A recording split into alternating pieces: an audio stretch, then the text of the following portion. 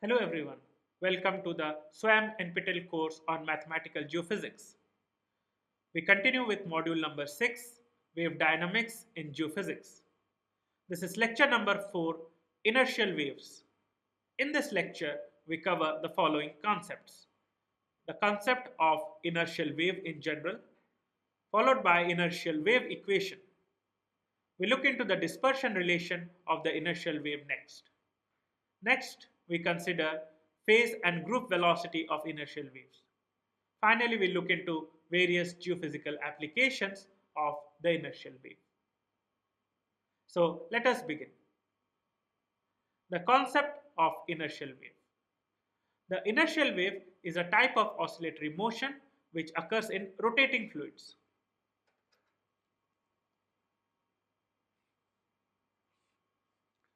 Now, rotation is an important and necessary criteria for the inertial waves. The rotational motion generates the restoring force for the inertial wave.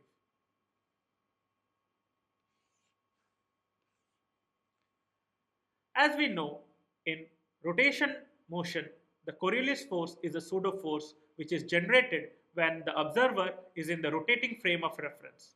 This Coriolis force acts as a restoring force for inertial waves.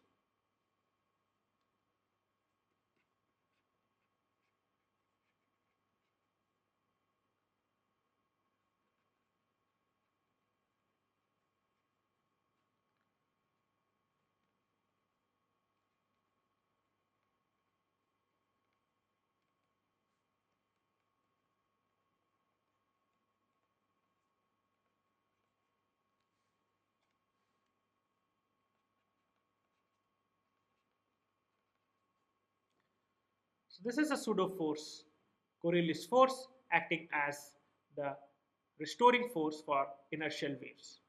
The inertial waves occur in fluids.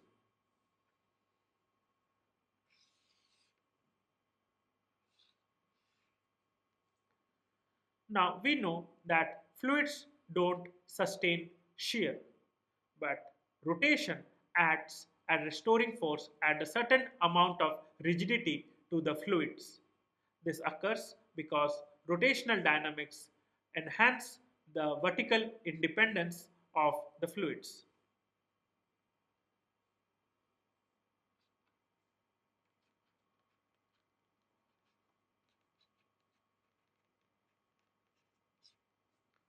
The vertical invariance means that any event which is occurring at various depths of a rotating fluid remains same along the entire vertical axis.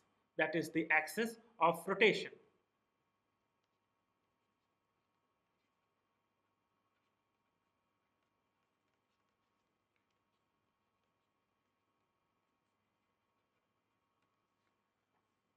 So, in rotating fluids, the most fundamental effect is that the velocity and accelerations or these dynamics of the fluid remains invariant along the axis of rotation. Now, this generates the inertial wave, as inertial waves are triggered due to disturbances to this condition of no change along the rotation axis. The inertial wave depend on the rotational rate of the fluid and their ability to propagate in directions determined by the fluid's angular velocity. Now, inertial waves also play a crucial role in the dynamics of geophysical and astrophysical systems alike, such as oceans, atmospheres, planetary interiors, and stellar interiors. We will look at a simple sketch which demonstrates one of the inertial wave types. This is an example from Kampf 2010 in Ocean Dynamics.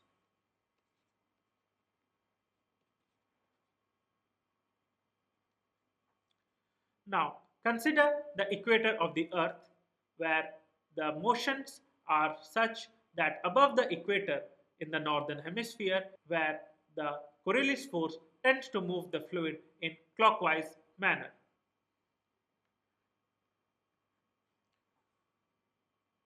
This is occurring in the northern hemisphere for any fluid motion. Similarly, any fluid motion in the southern hemisphere experiences anticlockwise motion. This occurs because any fluid motion moving in the northern hemisphere is deflected to the right, and any fluid parcel moving in the southern hemisphere is deflected towards left. This gives rise to the clockwise or anticlockwise circular motions of the fluid in the northern and southern hemispheres. Now, this is occurring due to the Coriolis force, which is denoted by F.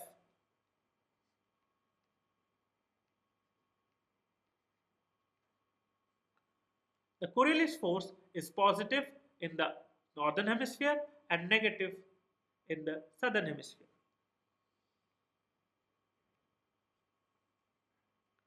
Now, why is this so?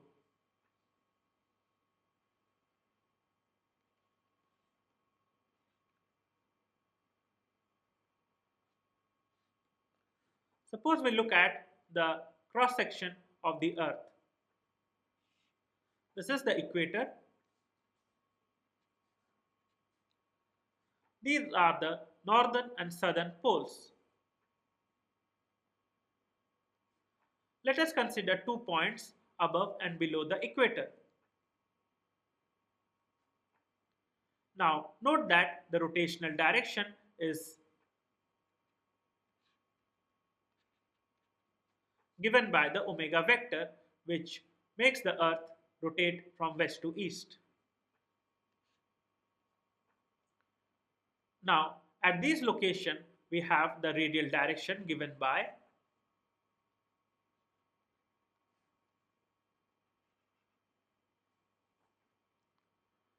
the rotation vector at these points are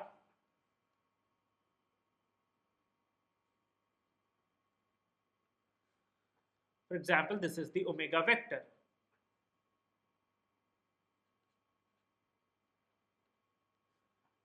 The component of the vector of rotation along the radial direction is this component. Now this component points outward, hence the Coriolis parameter F is positive.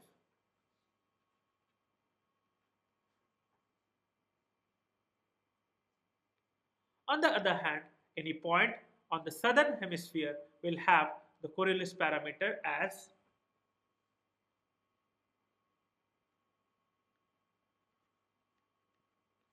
pointed inwards, because that is the projection of the omega vector onto the radial line.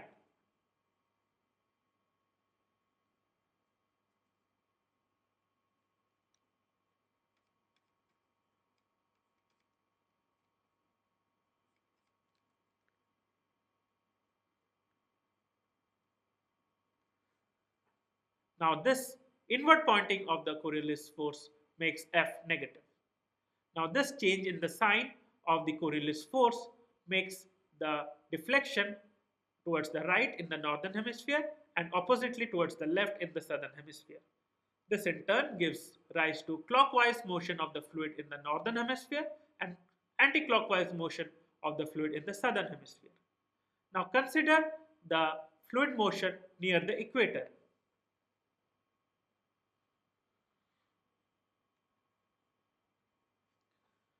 Suppose a particle of fluid is near the equator.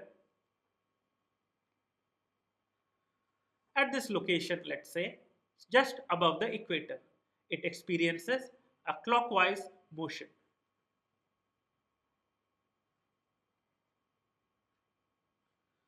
It would turn like this, in line with the clockwise motion. Now, due to this, the particle motion is such that it crosses the equator from the northern to the southern hemisphere. Upon entering the southern hemisphere, it experiences anti-clockwise motion.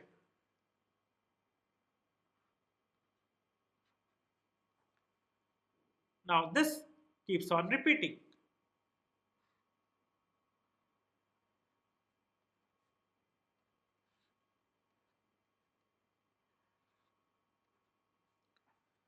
This gives an oscillatory motion of the fluid parcel. This is an example of inertial wave which is caused due to the Coriolis force. One can notice that there is the displacement of the fluid parcel in such a manner that it resembles a oscillatory motion or a inertial wave. We can also have inertial waves due to such oscillations of a disk placed inside a volume of fluid.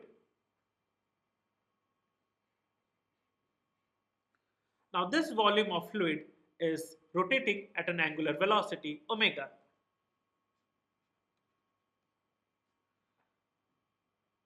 Now this oscillation of the disk sets into motion the fluid nearby it.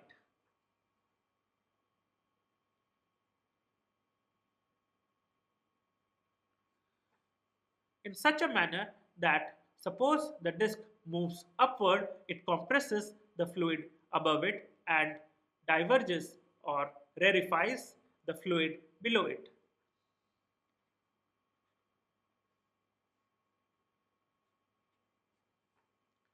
Now this compression and rarefaction travel along the axis of rotation since the fluid in rotation tries to maintain no change along the rotation axis.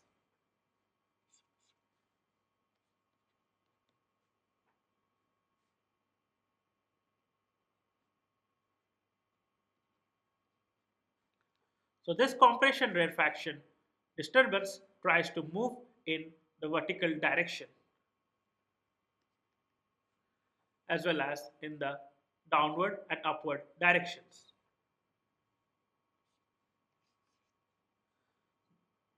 Thus, we have the inertial wave due to a vibrating disk inside a volume of rotating fluid.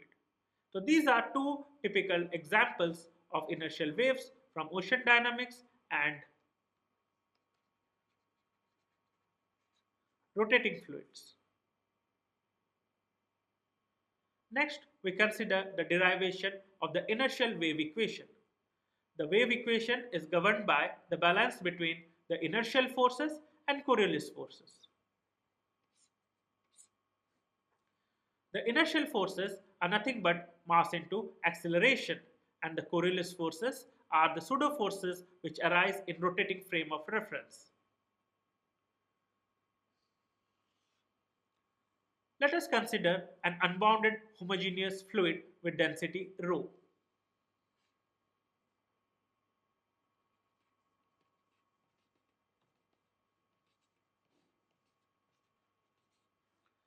This is an unbounded homogeneous fluid. Its density is ρ. The rotation vector is omega, which is constant. Now, let us introduce velocity perturbations. U vector about a state of rest in the rotating frame. Now, the linearized momentum equation using Newton's laws gives us per unit mass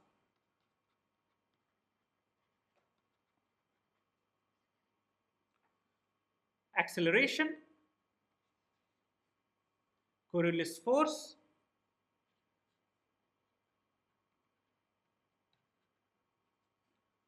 equals any pressure gradient.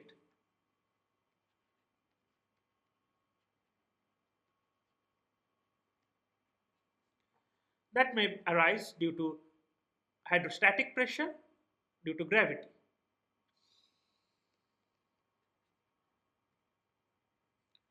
Thus, we have mass into acceleration equals to net force.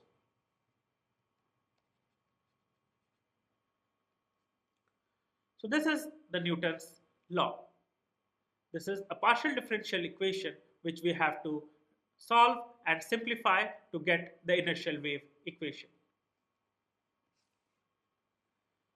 The P is the mechanical pressure. Now, to proceed, we take the curl of the above equation.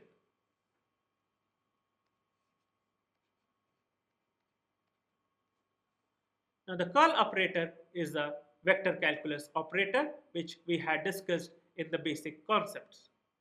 If we take the curl, we can have del by del t of u changing to del xi by del t, where xi is curl of u. Recall that curl of u denotes the vorticity. It denotes the rotational characteristics of the velocity field. Next, we also have the curl of omega cross u.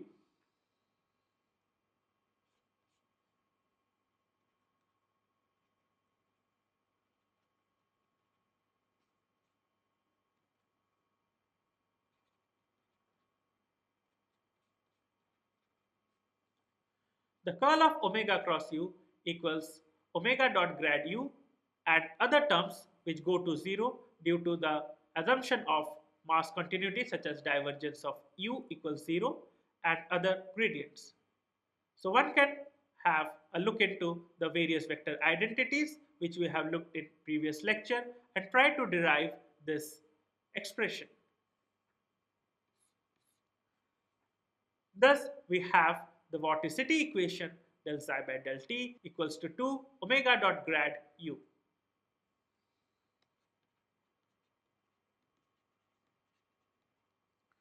This is called the vorticity equation. Now, again operating curl and a temporal derivative on equation 2, we get curl of xi equals minus Laplacian u. This occurs from the vector identity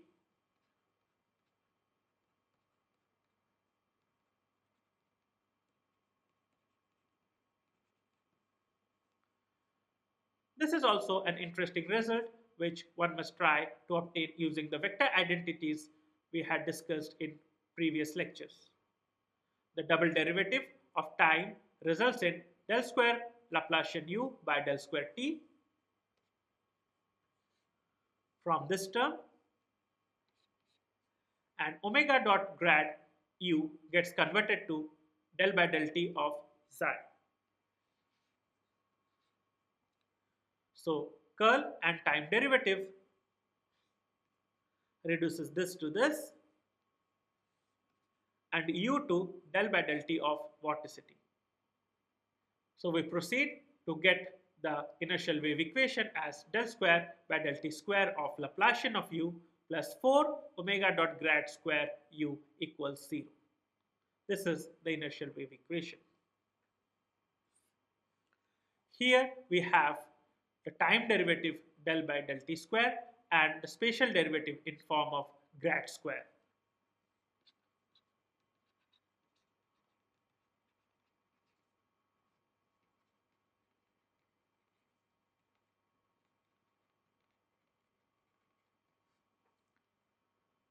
Now we proceed to obtain the dispersion relation. The dispersion relation is a relation between the wave numbers and the frequencies of any wave.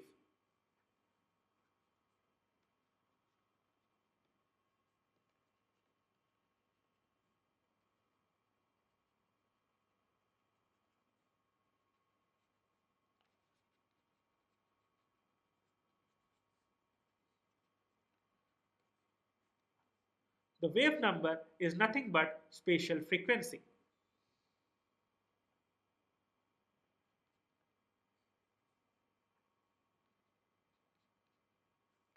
Where lambda is the wavelength and t is the time period of the wave.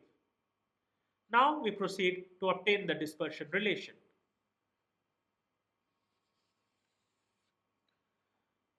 We use the method of normal mode analysis. In normal mode analysis, we break down u in form of normal modes, which are Fourier components expressed in the form of e to the power I kx minus omega t.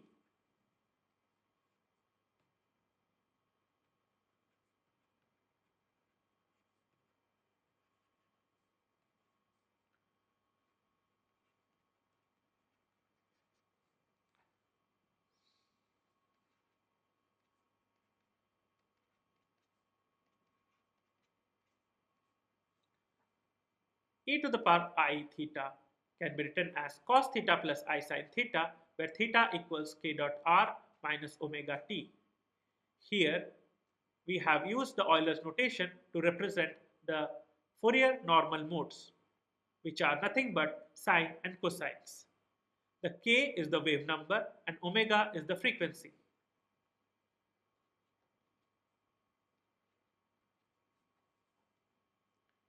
We have thus the disturbance u equals the real part of u hat,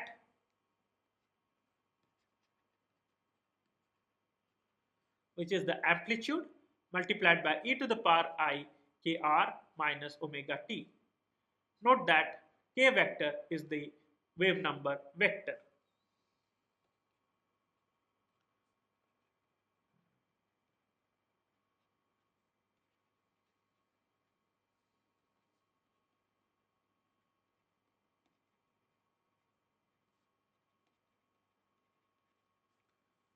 This indicates that the wave number is along each of the three axes of the Cartesian coordinate system, and the vector is kx x cap plus ky y cap plus kz z cap.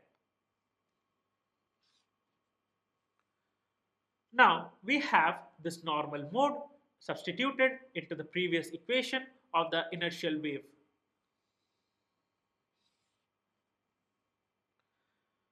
We obtain omega square modulus of k square u equals minus 4 omega dot grad square u vector. The omega square comes due to the second derivative of Laplacian of u with respect to time. The k square appears because of Laplacian operator. On the right hand side, we have the term as it is. We can simplify and solve for omega as the frequency little omega equals plus or minus to capital omega dot k by modulus of k, which is nothing but 2 omega cos theta with plus or minus signs. Here cos theta is the angle between omega and k.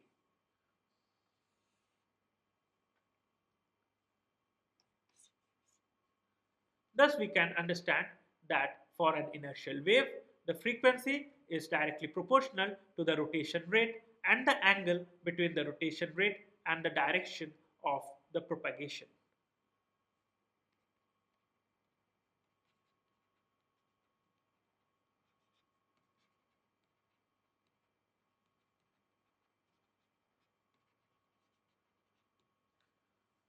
It is important to understand that k vector is the direction of the wave number vector.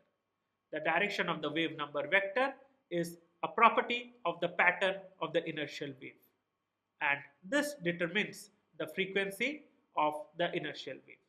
Thus, inertial waves of different patterns result in different frequencies, and this frequency is restricted from 0 to 2 omega. The minimum frequency is 0 and the maximum frequency is 2 omega.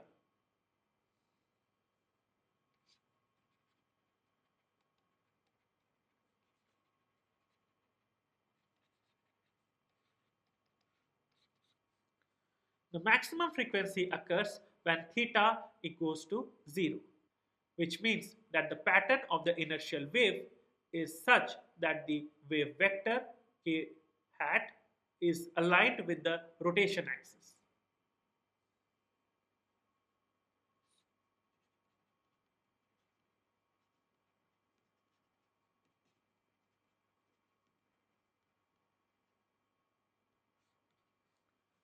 This alignment gives theta equals 0. Next, we look into the phase velocity, which is the direction in which the individual troughs and peaks of the inertial wave propagate. This is given by the ratio frequency to wave number. Thus, we have C subscript phase Ph equals omega by k hat, which is nothing but plus or minus 2 omega dot k by mod k square k vector. This is coming from the ratio of omega to k vector.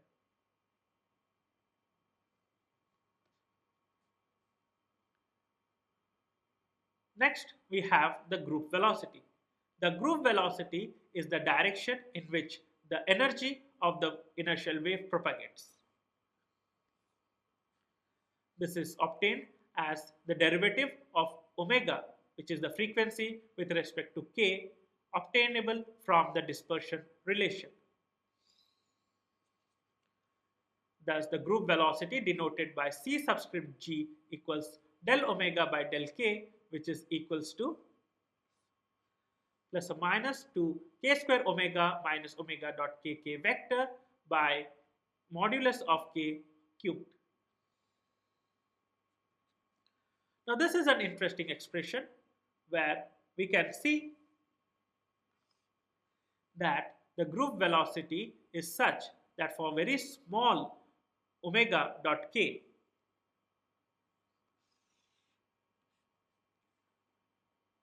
less than 1, which can occur for very low frequencies or misalignment of omega and k. This results in Cg going to be parallel to the rotation axis,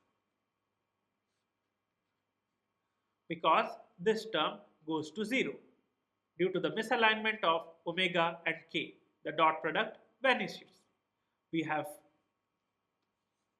only this term remaining, which makes the group velocity parallel to the rotation axis.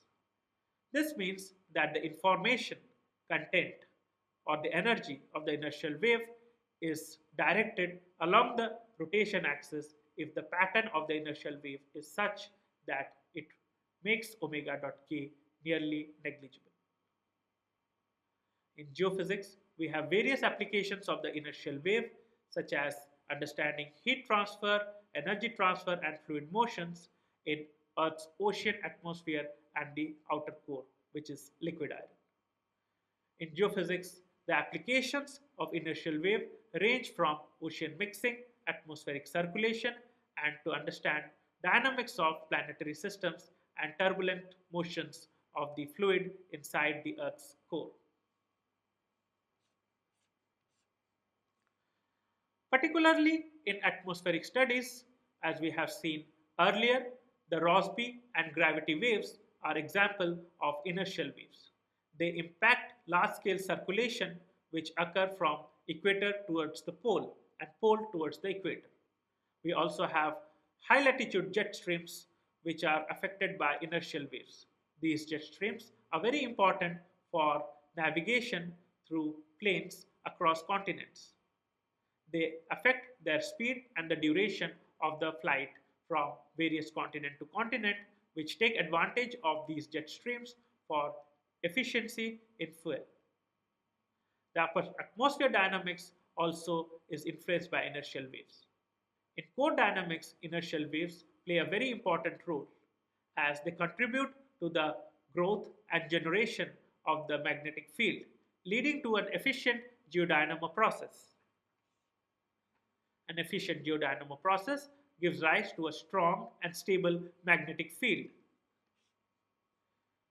And inertial waves and the disturbances contribute to the variations such as the secular variation of the geomagnetic field.